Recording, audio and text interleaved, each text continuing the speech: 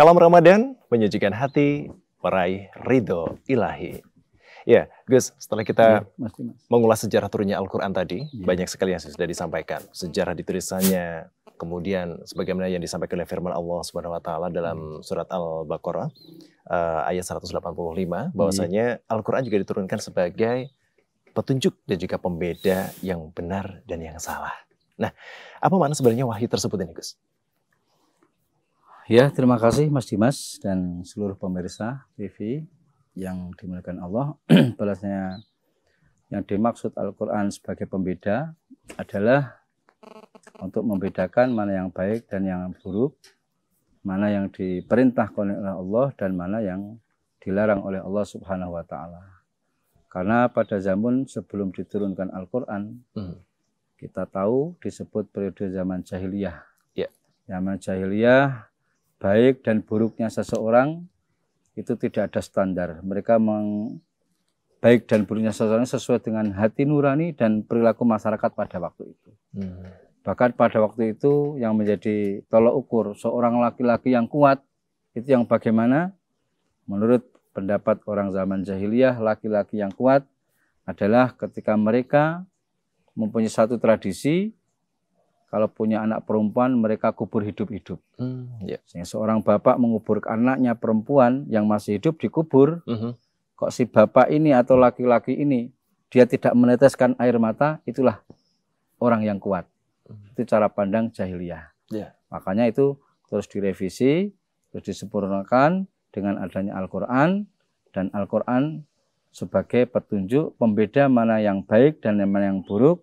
Dan Al-Quran memuliakan harkat martabat wanita, memuliakan manusia lebih manusia. Dan Al-Quran bukan berarti sebagai pembeda itu kita harus berbeda dengan kearifan lokal, itu bukan.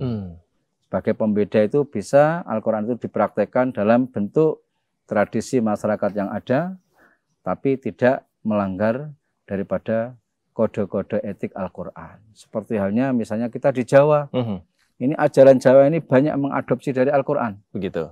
Seperti halnya misalnya kita bicara masalah hitungan, filsafat ya. Ada selikur, rolikur, telulikur, padulikur, selawe.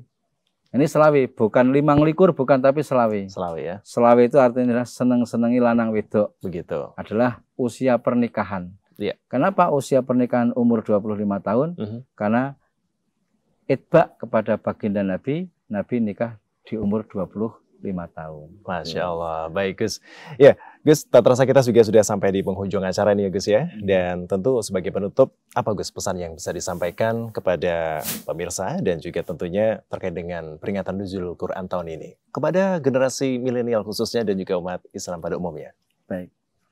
Baik Mas Dimas dan seluruh pemirsa TV, pesan kepada teman-teman milenial, anak-anak muda dan seluruhnya kaum muslimin muslimat, Al-Quran adalah sesuatu kabar yang paling valid. Mungkin kita dapat kabar dari media-media apapun, itu lebih banyak kadang-kadang banyak hoaknya. Cuman kalau kabar yang ada di Al-Quran, itu ada ilmu pasti kebenarannya. Cuman di dalam memahami Al-Quran, kita tidak bisa untuk membaca arti Al-Quran secara langsung, kita pahami sesuai dengan logika dan akal kita tidak bisa. Apabila kita mengartikan Al-Quran, memahami Al-Quran sesuai dengan ideologi dengan akal dan pikiran kita, maka yang terjadi 99% kita akan tersesat. Karena kita bukan Al-Quran, bukan ahli Al-Quran, kita bukan ahli hadis. Kalau kita ingin mengetahui isi Al-Quran, ingin memahami Al-Quran, kita harus bertanya kepada ahli Al-Quran. Dan ilmu Al-Quran tidak cukup dibaca artinya. Cuman harus ditanyakan kepada ahli Al-Quran yang sanadnya, runtutannya jelas. Kiai Fulan berguru kepada Kiai Fulan kepada gurunya, sampai bersambung kepada Nabi Muhammad SAW. Insya Allah kita akan bisa memahami Al-Quran sesuai dengan kehendak Allah Subhanahu wa Ta'ala. Amin, amin ya Rabbal Alamin. Kalau kita mengartikan Quran hanya sebatas arti, apalagi kita cuman dari media-media ataupun yang lain sebagainya, bisa jadi bukan kita faham kepada Al-Quran, namun kita akan tersesat, akhirnya kita timbul terjebak pada faham-faham radikalisme, karena salah dalam memahami Al-Quran. Gitu Mas. Begitu. Baik, terima kasih Gus. Dan juga untuk Anda pemirsa, sudah 30 menit tak terasa kebersamaan kita bersama Kiai Haji Miftahul Lubab. Beliau adalah pengasuh pondok pesantren dari Darul Mustafa Temanggung, Jawa Tengah. Semoga apa yang sudah disampaikan oleh beliau bermanfaat dan juga membawa nambah wawasan untuk kita semua.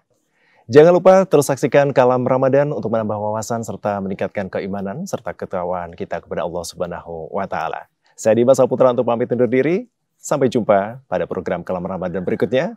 Kalam Ramadan, menyucikan hati, meraih ridho ilahi. Wassalamualaikum warahmatullahi wabarakatuh.